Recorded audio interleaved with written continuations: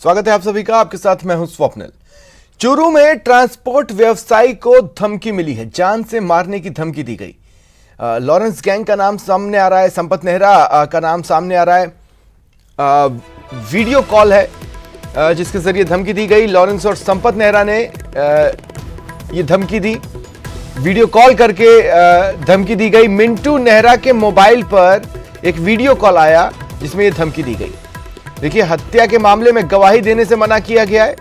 पीड़ित ने थाने में इस संबंध में एफआईआर करवाई है। तो ये बड़ी खबर आपको बता रहे हैं चूरू से। तो देखिए, एक वीडियो कॉल आता है और ये क्या, उसमें ये कहा जाता है पीड़ित को कि हत्या के मामले में तुम गवाह हो, गवाही नहीं देना, अगर गवाही दी तो मार दिए जाओगे।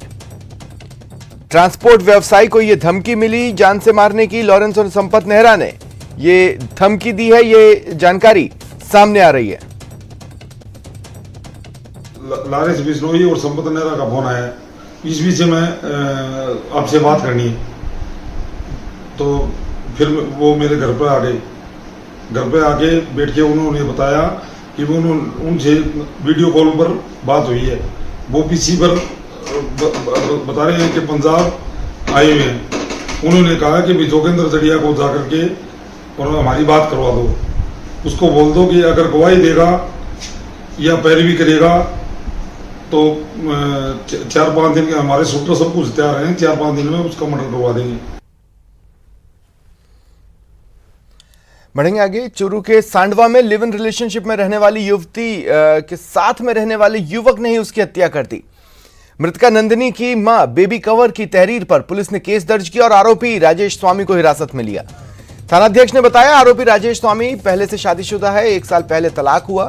मृतका नंदिनी आरोपी के साथ पिछले 7 महीनों से लिव इन में थी। आरोपी ने बियर की बोतल फोड़ी और उसके टुकड़े से गला काटकर तार से गला घोंटकर नंदिनी की हत्या कर दी। फिलहाल पुलिस ने शव का पोस्टमार्टम कराकर शव परिजनों को सौंपा।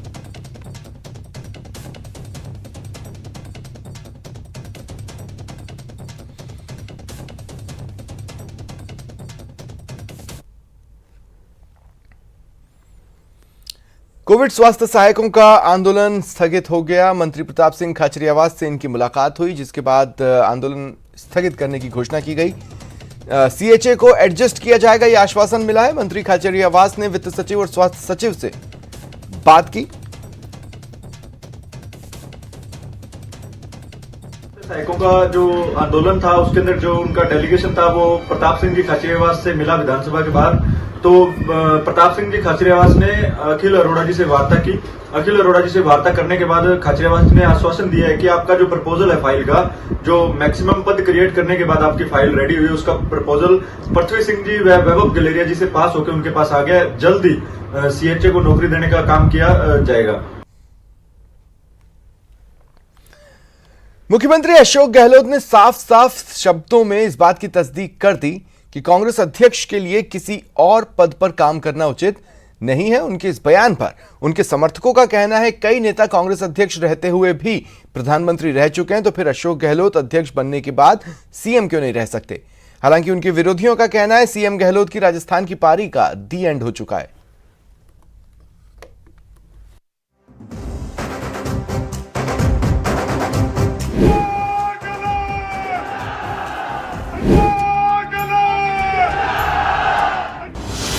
सीएम अशोक गहलोत ने कर दिया ऐलान, अध्यक्ष के लिए किसी और पद पर काम करना ठीक नहीं।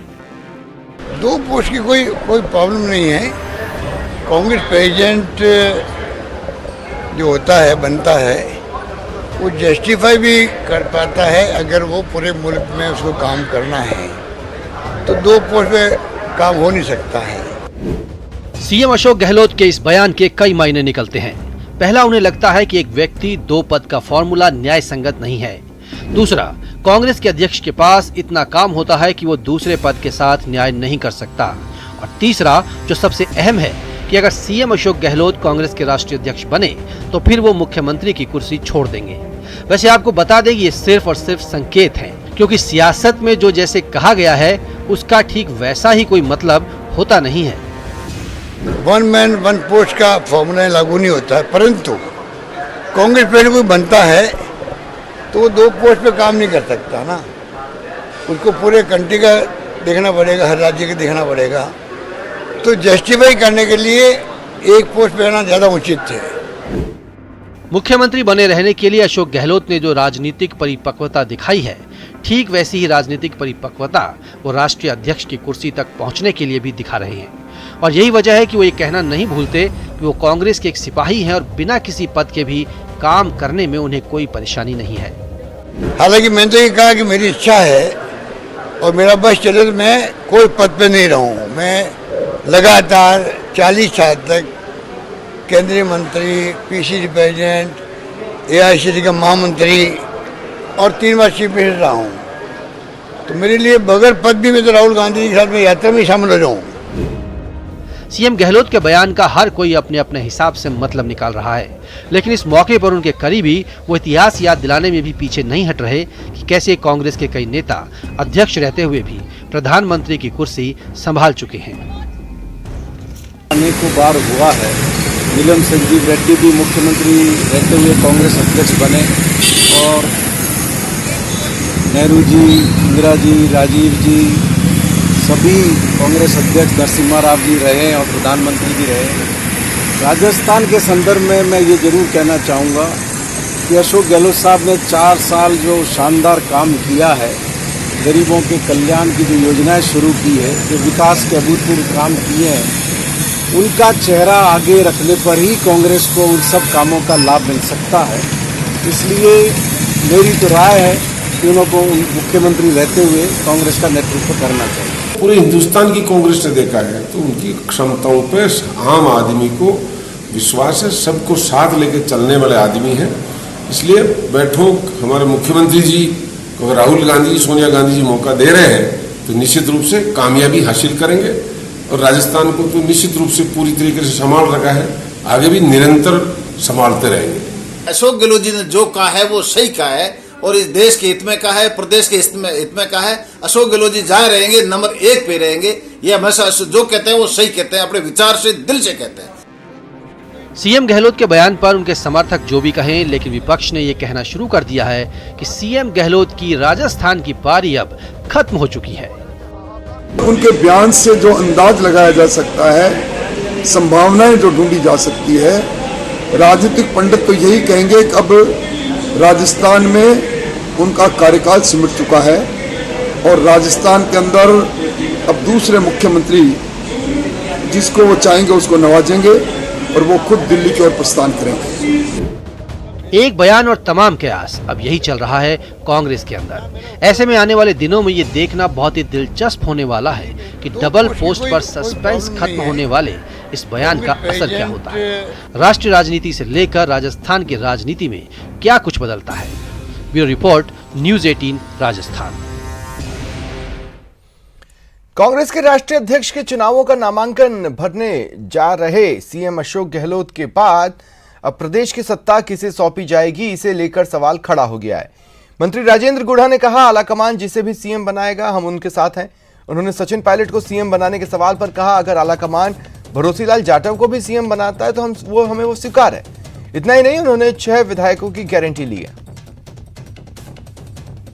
सारे लोग कम से कम हम G6 वाले तो उनकी तो मैं आपको इस मामले में गारंटी देता हूं कि वो तो सारे के सारे हम आज कांग्रेसी हैं, कांग्रेस के सदस्य हैं और विधानसभा में कांग्रेस के माननीय सदस्य हैं। तो जो भी सोनिया जी, राहुल जी और प्रियंका जी जो फैसला करेगा हम उस फैसले का स्वागत करेंगे।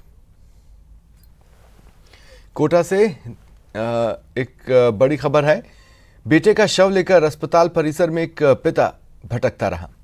शव को घर तक ले जाने के लिए उसके पास एम्बुलेंस के पैसे नहीं थे। सामाजिक संस्था के सहयोग से फिर प्रबंध करवाया गया। देखिए, एक पिता अपने बेटे के शव को लेकर अस्पताल परिसर में भटकता रहा, लेकिन अस्पताल में मौजूद किसी भी शख्स का दिल नहीं पसीजा। उसके पास इतने पैसे नहीं थे कि वो एम्बुलेंस के लिए, एम्बुलेंस सेवा के इस्तेमाल के लिए वो पैसे दे पाए। शव को घर तक ले जाने के लिए एम्बुलेंस के पैसे उसके पास नहीं थे। ऐसे में सामाजिक संस्था आगे आई और सामाजिक संस्था के सहयोग से फिर प्रबंध किया गया।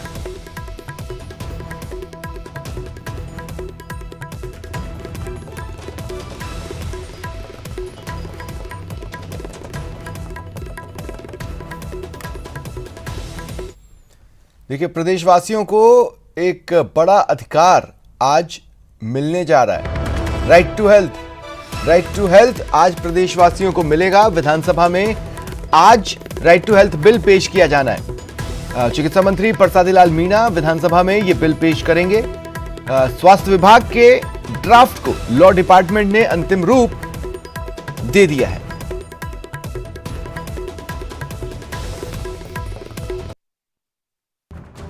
वो कानून जिससे आपको स्वास्थ्य का अधिकार मिलने वाला है, वो कानून जिससे बीमार लोगों की तकदीर बदलने वाली है, वो कानून किसी भी दिन विधानसभा में चर्चा के लिए आ सकता है और पास हो सकता है। हम बात कर रहे हैं स्वास्थ्य के अधिकार की। दूसरे मूलभूत अधिकारों की तरह गहलोत सरकार स्वास्थ्य का अधिकार कानून बनाने वाली है। खास बात यह है, ये राजस्थान पूरे देश में पहला ऐसा प्रदेश होने वाला है जहाँ के लोगों को यह अधिकार मिलने वाला है।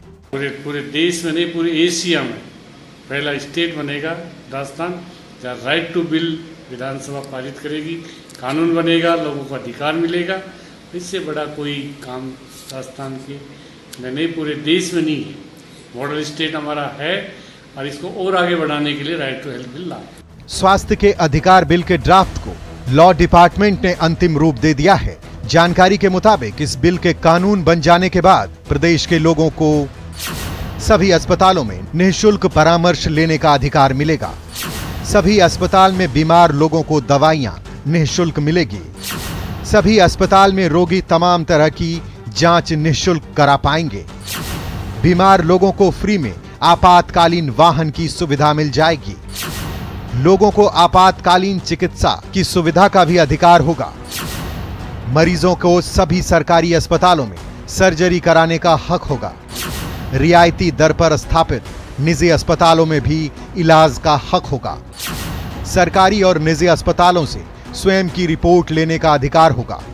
ये तो हुई अधिकारों की बात। खास बात यह है, स्वास्थ्य के अधिकार बिल के ड्राफ्ट में कर्तव्यों की बात भी कही गई है। इस ड्राफ्ट को लेकर मिली जानकारी के मुताबिक मरीज और परिजन स्वास्थ्य अधिकारी और कर्मचारी से दुर्व्यवहार नहीं करेंगे। स्वास्थ्य सेवा देने वाले डॉक्टर और कर्मचारी को सही जानकारी देनी होगी और प्राकृतिक मौत के मामले में पोस्टमार्टम कराने की अनुमति देनी होगी। स्वास्थ्य कर्मियों को भी मरीजों की गोपनीयता की गरिमा बनाए रखनी होगी। मरीजों को दवाई की दुकान से दवाई लेने के निर्णय का सम्मान करना होगा। मरीजों को किसी भी लैब से जांच करवाने के निर्णय का भी सम्मान करना होगा। राइट टू हेल्थ बिल का अभी ड्राफ्ट ही तैयार हुआ है और इसे अभी विधानसभा में चर्चा के लिए लाया जाना बाकी है। उसके बाद ही पता चलेगा कि इस बिल में क्या क्या है।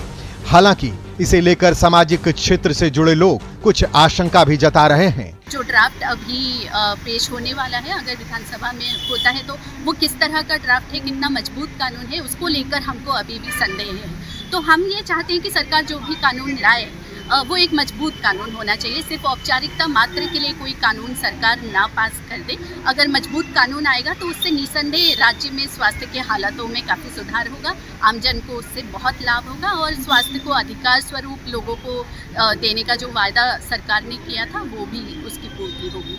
अभी बिल को लेकर कुछ आशंकाएं तो हैं, लेकिन जब इस बिल पर विधानसभा में चर्चा शुरू होगी तो उम्मीद है कि तमाम तरह की शंकाओं का निवारण की बात जरूर होगी।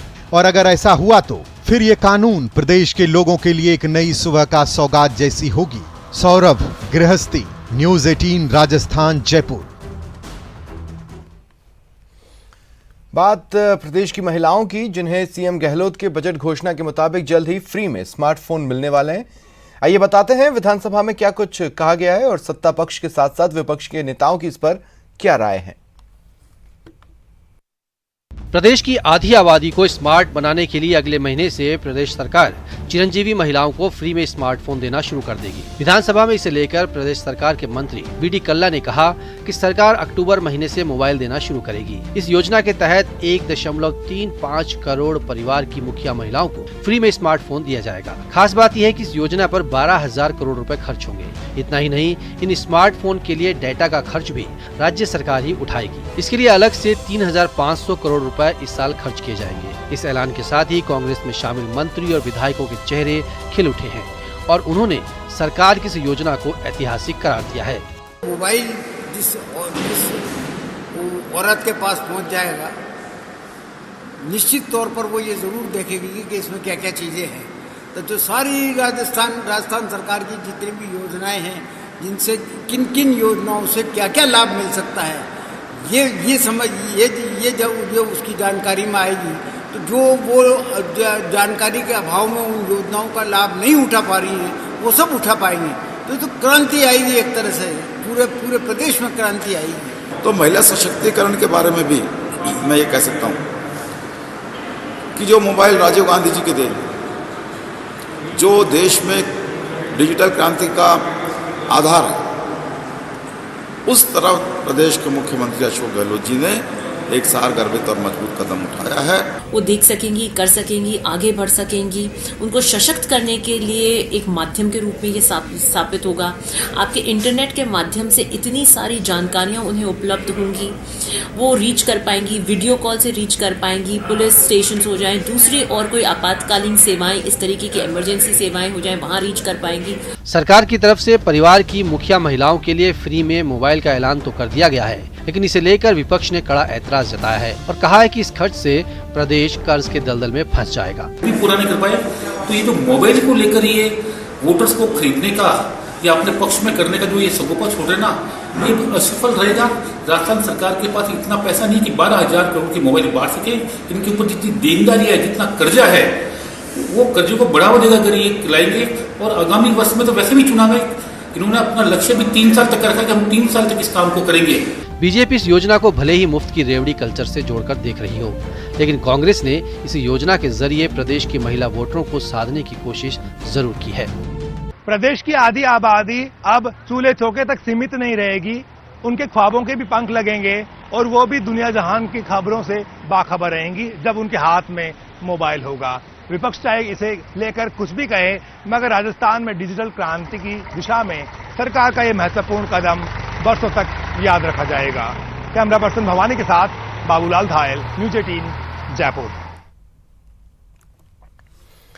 राजस्थान के 100 से ज्यादा जन संगठन साल 2015 से राज्य में जवाबदेही कानून को लागू करने की लगातार मांग कर रहे हैं।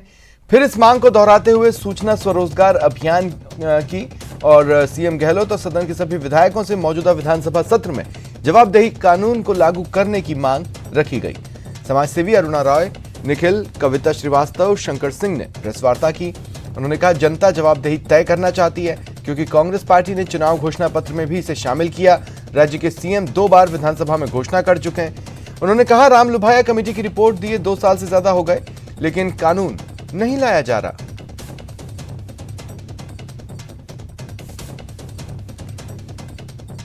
सरकार से एक सीधी एक सिंगल अपील है कि आज की तारीख में जवाबदेही कानून कल तक विधानसभा चलेगा, कानून को विधानसभा में ही पारित होना पड़ेगा। सब कुछ तैयार है, कोई ऑब्जेक्शन की कोई जगह नहीं है।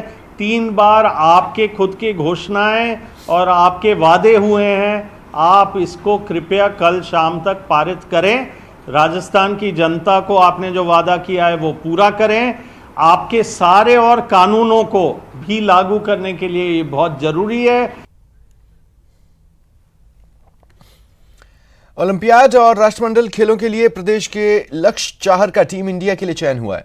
मुक्केबाजी में टीम इंडिया के लिए पटियाला में भारतीय खेल प्राधिकरण में आयोजित एशियाई चैंपियनशिप ट्रायल फाइनल में पंजाब के अर्शदीप को मात देने पर चाहर का चयन एशियाई चैंपियनशिप के लिए हुआ। एशियाई चैंपियनशिप जॉर्डन में 22 अक्टूबर से होगी। राजस्थान मुक्केबाजी संघ ने लक्ष्य की सफलता पर प्रसन्नता जताई।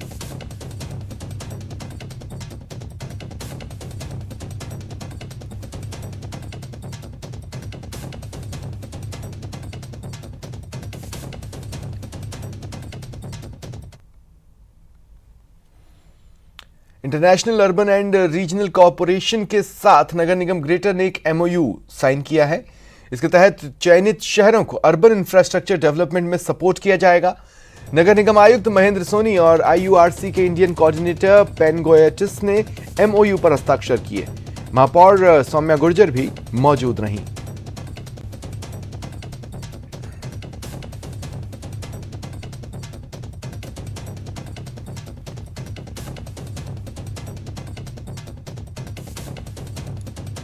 देखिए, आज जो है डॉक्टर साहब के साथ में हमने IURC का एग्रीमेंट साइन किया है, जिसमें हमारे इंजीनियर्स और वो सब ट्रेनिंग प्रोग्राम्स के लिए जाएंगे, वहाँ की विजिट के लिए जाएंगे कि फ्लड मैनेजमेंट कैसे करते हैं, कैसे उनसे हम निजात पा सकते हैं। तो ये ट्रेनिंग्स का सीखने का मौका मिलेगा। और इन्होंने ऑल ओवर इंडिया में 14 शहरों के साथ में ये MOU किया है और जयपुर जो है 14 नंबर पे है। उत्तर पश्चिम रेलवे में वंदे भारत ट्रेन को लेकर तैयारियां जोरों पर है। रेलवे के सूत्रों की माने तो उदयपुर अहमदाबाद के बीच शुरू होने जा रही वंदे भारत ट्रेन का उद्घाटन PM मोदी करने वाले हैं। 30 सितंबर को इसका उद्घाटन हो सकता है। वंदे भारत के चलने से पहले अच्छी खबर यह है कि 44 छोटे रेलवे स्टेशनों पर टिकट बुकिंग एजेंट की वैकेंसी निकाली गई है। इन जगहों पर रेल 1 मिनट रुकेगी और इस दौरान ये एजेंट मशीन से टिकट निकालकर यात्रियों को देंगे। बता दें, ये वो छोटे रेलवे स्टेशन होंगे जहां लंबी दूरी की रेलों का हॉल्ट होता है या फिर इन्हें छूकर गुजरती है।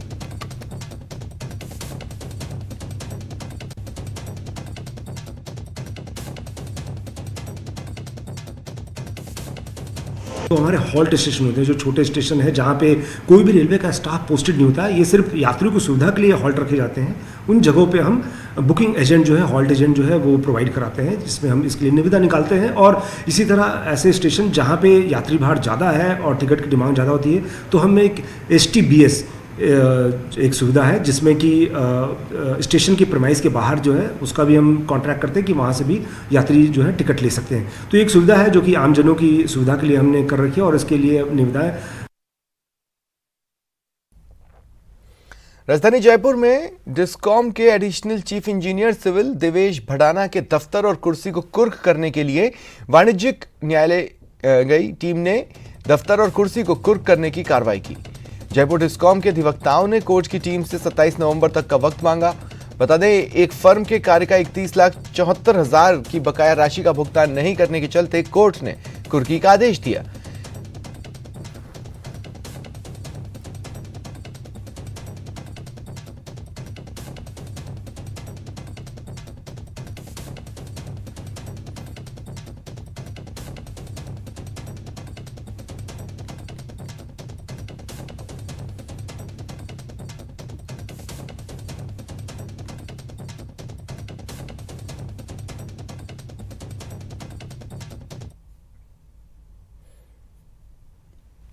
खीवसर के कुड़छी में जघन्य हत्याकांड मामले में चौंकाने वाला खुलासा। एक ही परिवार के 3 लोगों की हत्या के मामले में खुलासा हुआ कि जिस आरोपी मगाराम बावरी ने अपने साथियों के साथ गाड़ी से कुचलकर 3 लोगों की हत्या की, उसी मगाराम बावरी ने 15 दिन पहले कुड़छी गांव में ही साजन राम नाम के व्यक्ति को मारने की कोशिश की थी। इसके बाद परिजनों ने खीवसर थाने में हत्या के प्रयास का मुकदमा कराया था, लेकिन खीवसर पुलिस ने 15 दिन में भी मगाराम बावरी को नहीं पकड़ा और पुलिस का खौफ नहीं होने के चलते उसने कुड़छी गांव में 3 और लोगों की गाड़ी से कुचलकर हत्या कर दी।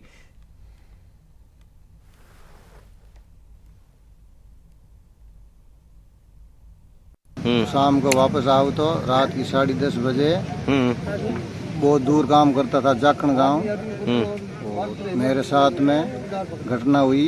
मेरे साथ में कैंपर गाड़ी ले सुखराम राम और टक्कर मारी और टक्कर मारने से मैं नीचे गिर गया। उसके बाद में मेरे साथ मेघाराम, पप्पा राम और इसने मेरे साथ मारपीट की है और मेरे साथ पग तोड़ दिया, मेरा हाथ तोड़ दिया और मेरे सरिया की सिर में लगी। और ये घटना हुई और 7 तारीख 6 तारीख शाम का घटना हुई थी। 7 तारीख का मेरा लड़का आके थाने में रिपोर्ट दी थी, तो उसमें मेरी कोई कार्रवाई पुलिस सुनवाई नहीं करी। हादसे में घायल आदिवासी युवक की कोटा में इलाज के दौरान मौत हो गई। 21 वर्षीय बेटे की मौत के बाद गम में डूबे पिता के पास इतने पैसे भी नहीं थे कि वो बेटे के शव को घर तक ले जा सके। मॉर्चरी और अस्पताल परिसर में भटक रहे पिता की हालत देख किसी का भी दिल नहीं पसीजा। ऐसे में कोटा के एक सामाजिक कार्यकर्ता ने सामाजिक सरोकार निभाते हुए पैसों की व्यवस्था की। ह्यूमन हेल्पलाइन के अध्यक्ष मनोज जैन आदिनाथ ने मौके पर पहुंचकर एम्बुलेंस किराया और कपड़े का प्रबंध करवाया।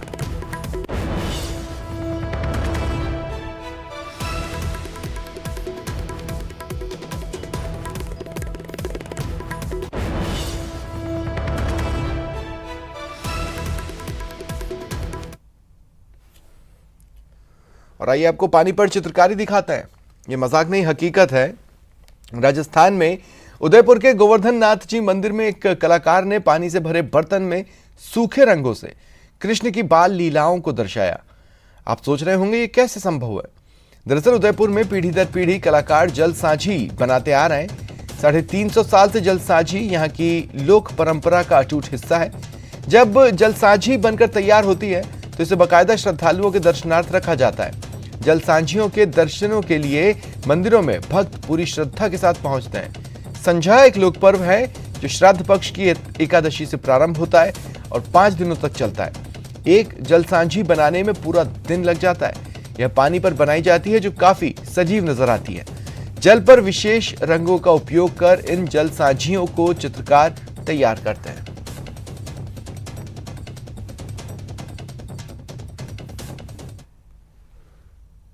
पक्ष में ये सुयोगी भर की कामना के लिए सभी बालिकाएं, सभी मतलब ठाकुर जी के जलसाझी अनेक प्रकार की बनाती, फूलों की, फ्लावर्स की, ड्राई फ्रूट्स की, मतलब कैटलॉग में गुजरात के कैटलॉग निकले पश्चिम भारत के मंदिर सभी, तो उसमें जलसाझी का वर्णन हमारे मंदिर में है।